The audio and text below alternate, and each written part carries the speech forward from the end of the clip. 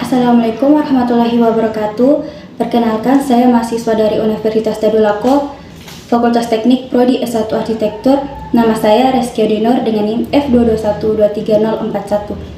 Pada presentasi ini, saya akan membahas secara mendalam mengenai sistem struktur dan konstruksi pada bangunan bertingkat rendah dengan penekanan pada studi kasus pondasi. Presentasi ini bertujuan untuk menganalisis berbagai jenis pondasi yang umum digunakan serta faktor-faktor yang mempengaruhi pemilihan jenis pondasi yang tepat pada bangunan bertingkat rendah. Pada slide ini, saya akan membahas mengenai definisi pondasi dan fungsinya dalam sebuah bangunan. Pondasi merupakan komponen struktural yang sangat penting dalam menopang seluruh beban bangunan. Menurut Hardiatmo, pondasi adalah komponen struktur terendah dari bangunan yang meneruskan beban bangunan ke tanah atau batuan yang berada di bawahnya. Menurut Kamus Besar Bahasa Indonesia menyatakan bahwa pondasi merupakan dasar bangunan yang kuat dan biasanya terletak di bawah permukaan tanah, tempat bangunan didirikan. Terakhir, menurut Bowles, pondasi adalah bagian dari suatu sistem rekayasa yang meneruskan beban yang ditopang oleh pondasi dan beratnya sendiri kepada kedalaman tanah dan batuan yang terletak di bawahnya. Fungsi utama pondasi adalah sebagai tumpuan utama bangunan, menghubungkan bangunan dengan tanah dan menjaga keseimbangan bangunan agar tidak miring atau ambruk. Dengan demikian, dapat disimpulkan bahwa pondasi memiliki peran yang sangat vital dalam konstruksi bangunan. Selanjutnya, pemilihan jenis pondasi merupakan langkah krusial dalam konstruksi bangunan. Keputusan ini dipengaruhi oleh berbagai faktor, seperti kondisi tanah, beban bangunan, kedalaman air tanah, lingkungan sekitar, dan biaya konstruksi. Untuk bangunan bertingkat rendah, umumnya terdapat dua jenis pondasi utama, yaitu pondasi dangkal dan pondasi dalam. Pondasi dalam seperti footplat, pondasi jalur, dan pondasi raf cocok untuk tanah yang cukup kuat dan beban bangunan yang tidak terlalu berat. Sementara itu, pondasi dalam seperti tiang pancang dan pondasi borpel lebih cocok untuk tanah yang lunak atau beban bangunan yang besar. Kondisi tanah menjadi faktor penentu utama. Jika tanahnya keras dan padat, pondasi dangkal bisa menjadi pilihan yang tepat. Namun, jika tanahnya lunak atau terdapat lapisan tanah yang lemah, pondasi dalam seperti tiang pancang atau borpile akan lebih sesuai. Beban bangunan juga berpengaruh. Bangunan yang berat membutuhkan pondasi yang lebih kuat, seperti pondasi dalam. Begitu pula dengan distribusi beban. Jika beban berpusat pada beberapa titik, pondasi footplat bisa menjadi pilihan. Namun, jika beban tersebar merata, pondasi raf akan lebih efektif. Kedalaman air tanah juga perlu diperhatikan. Jika air tanah dangkal, maka perlu mempertimbangkan khusus untuk mencegah terjadinya tekanan air pada pondasi. Lingkungan sekitar juga perlu dipertimbangkan adanya bangunan di sekitarnya. Lalu lintas, getaran, dan potensi bahaya alam seperti gempa bumi dapat mempengaruhi pemilihan jenis pondasi. Terakhir, biaya konstruksi juga menjadi pertimbangan penting. Setiap jenis pondasi memiliki biaya yang berbeda-beda, sehingga perlu dipilih jenis pondasi yang paling ekonomis dan sesuai dengan anggaran proyek. Pondasi pertama yang akan saya bahas adalah pondasi tiang pancang. Pondasi tiang pancang merupakan suatu sistem pondasi yang menggunakan tiang-tiang panjang dan ramping yang ditanamkan jauh ke dalam tanah, hingga mencapai lapisan tanah yang lebih keras atau stabil. Tiang-tiang ini umumnya terbuat dari beton, baja, atau kombinasi keduanya. Menurut Joseph E. Bowles, seorang ahli dalam bidang fondasi, pondasi tiang pancang berfungsi untuk memindahkan beban struktur bangunan ke lapisan tanah yang lebih dalam dan kuat, terutama ketika tanah di permukaan tidak memiliki daya dukung yang memadai.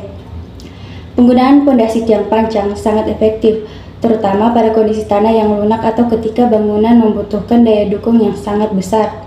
Hal ini dikarenakan pondasi tiang pancang dapat mendistribusikan beban bangunan secara merata ke lapisan tanah yang lebih dalam, sehingga meningkatkan kestabilan dan keamanan bangunan.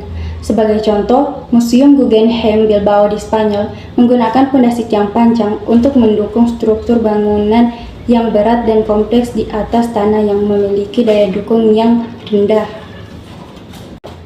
Pondasi kedua ialah pondasi borpile. Pondasi berpile merupakan jenis pondasi dalam yang digunakan untuk menyalurkan beban dari struktur bangunan ke lapisan tanah yang lebih dalam dan lebih kuat. Proses pembuatan pondasi ini melibatkan pengeboran tanah menggunakan alat bor khusus. Kemudian lubang yang dihasilkan diisi dengan beton dan terkadang diperkuat dengan besi tulangan.